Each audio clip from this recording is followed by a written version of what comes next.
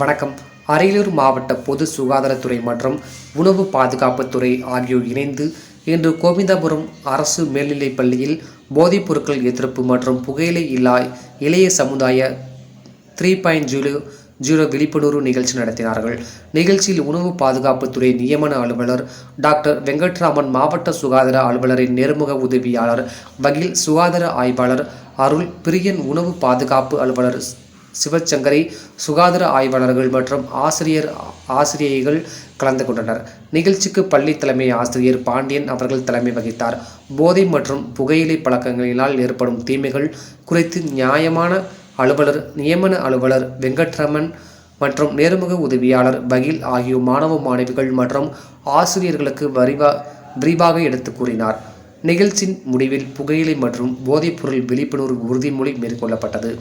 மேலும் கோவிந்தபுரம் கிராம பகுதியில் தடை செய்யப்பட்ட புகையிலை பொருட்களை பள்ளி வளாகத்திற்கு அருகிலும் கடைகளிலும் விற்பனை செய்யப்படுகிறதா என்ற ஆய்வு மேற்கொண்டு பள்ளிகளுக்கு அருகே தடை செய்யப்பட்ட புகையிலை பொருட்களை விற்பனை செய்ய கடைகளுக்கு ரூபாய் 1200 அபராதம் விதிக்கப்பட்டது.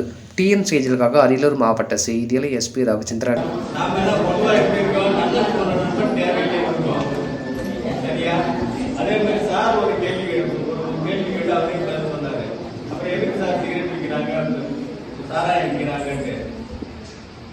கரெக்டான கேள்வி உங்களுக்கான கேள்வி தானே.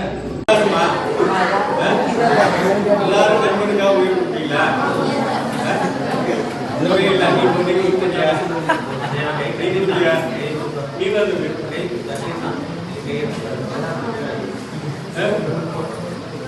நண்பனுக்காக உயிர் கொடுத்தீங்க.